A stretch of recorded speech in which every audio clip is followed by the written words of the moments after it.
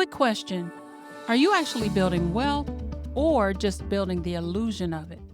You might have the nice house, the good job, the investment account, but if your money isn't moving, sis, you're not free. In this episode, we're talking about the truth behind principle number 2, cash flow is queen. Because net worth might make you look rich on paper, but cash flow is what lets you sleep well at night.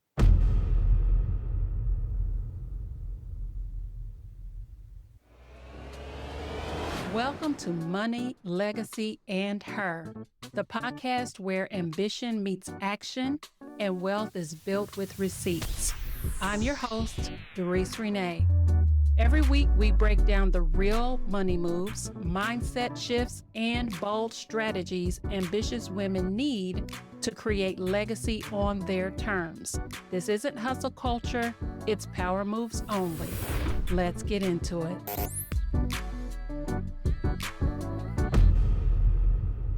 Are you building wealth or just building the illusion of wealth? Today, we're diving into one of the most important principles in wealth building. Cash flow is queen. If your money isn't working for you, you're still working for money. This episode is part of a series on the 10 principles of wealth building for ambitious women. These principles challenge traditional money mindsets and empower you to build a legacy. Today's focus: why net worth alone won't make you financially free, and how cash flow changes everything. Ever heard the term house rich, cash poor? See, you can, quote unquote, have it all, live in a nice big home, drive a nice car, and even have an impressive portfolio. Essentially, look good on paper. But are you prepared when life starts lifing and the unexpected happens? Even more confusing, there is a school of thought that challenges whether a home is even a good investment. And I mention home because it is one of the biggest purchases we will ever make in our lifetime. And in some people's mind, it drives what is the most important, valuable wealth building tool that you have available to you. But the thing is, a lot of what we're taught just traditionally, and it's rarely ever challenged.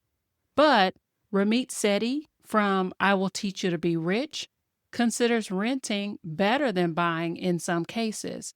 And he leans on the idea that we have a lot of propaganda out there where folks are telling us that buying a home and amassing wealth through your primary residence is the number one best thing you can do. Not necessarily. Then you have Robert Kiyosaki from Rich Dad, Poor Dad in that series, who teaches that a personal residence is absolutely not an asset. It is definitely a liability because in his definition, assets generate income, period. So regardless of the schools of thought, the key is income. And by income, I need us to understand the value of cash flow.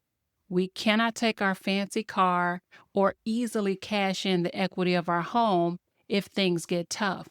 And I can tell you personally that there have been times when things have happened that I didn't plan for with equity in my home that was not easy to access or that was going to cost me in terms of closing costs and finance charges to access, which took that asset right off the table. So here's a story to kind of drive home the idea of cash flow and what it can do for you. Recently, I dove into a real estate investment strategy called rental arbitrage. Instead of outright purchasing properties, I leased 3 homes to expand my midterm rental portfolio. It was lovely. It was amazing. It was nice. She had revenue coming in just on a regular basis. I mean, I'm not even having to track every single day what's going on in the accounts because the money is just hitting. It was steady. I could count on it.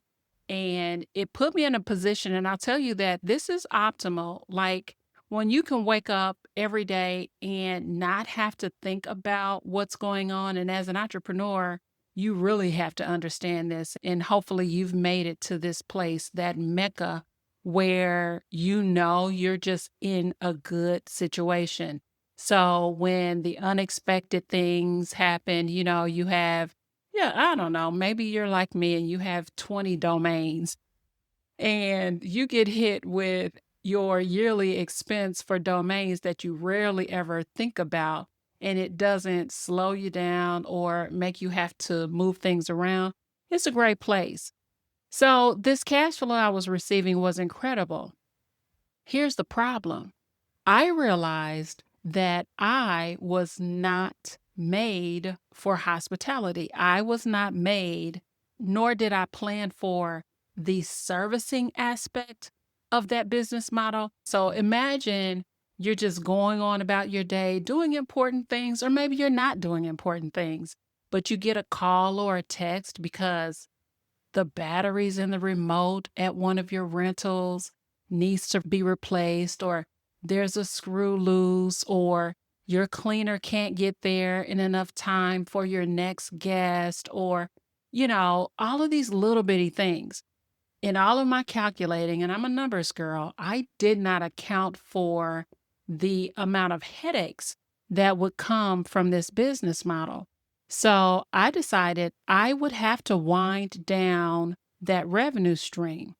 But the thing is, because the cash flow was so nice and it put me in such a good position for other decisions that I was making, I had to think long and hard about how to replace that cash flow. It was just too significant to walk away. Thankfully, I had other streams of business income that I could accelerate. So I didn't have to skip a beat. But the reality is that information that I was gaining from having that cash flow, not only the information, but the comfort that I enjoyed from having that cash flow was more important than I knew at the beginning of going down that road. Net worth doesn't always equal financial freedom. And I was experiencing financial freedom when that cash flow was in place. And I don't think enough people talk about it. There are stages to net worth. And so if cash flow is not accessible when life throws you a curveball, you got to really consider what to do about that. You see, having a high net worth can be deceiving. Your assets might be tied up in your house or your retirement accounts, but these don't translate to immediate financial freedom. When cash flow is limited, your lifestyle becomes vulnerable. So think about it and consider what it's like living paycheck to paycheck despite having a high income. Consider assets that are impressive but impractical. And think about feeling financially trapped despite having wealth. That's the idea that I want you to grab onto, because you might be rich on paper, but broke in reality. So, are you asset rich but cash poor? How would your life change if you focused more on building consistent income streams? Here's some things that I want you to think about in terms of actionable steps. There are 3 plus a bonus that I want you to pay attention to. Number 1, evaluate your current income sources. Ask yourself, are they diverse and are they reliable? If you're like me in that hospitality scenario I shared with you, I thought it was a great idea on the front end, and indeed, it did show up to be positive. However, it wasn't sustainable for me. So thank goodness I had some diversity to lean into. Number 2, prioritize cash flow investments. You may consider dividend paying stocks, consider rental properties if hospitality is your thing, and I know plenty of people who are doing extremely well with rental properties. Think about side businesses, or maybe you know a business owner who's thriving and would welcome an investor. Number 3, build an emergency fund that covers cash flow gaps. And here's the bonus: be cautious about lifestyle creep. If we really are true to ourselves and we're keeping it real, a lot of times the big house, the fancy car, and all the things aren't necessarily helpful for the future. So think about lifestyle creep. Here's a challenge. This week, take 15 minutes to list your income streams and identify which ones are truly reliable. Start planning how to add at least one more in the next 6 months. Here's the thing: building wealth your way means making your money work as hard as you do. It's not just about looking wealthy, it's about living with financial freedom in mind.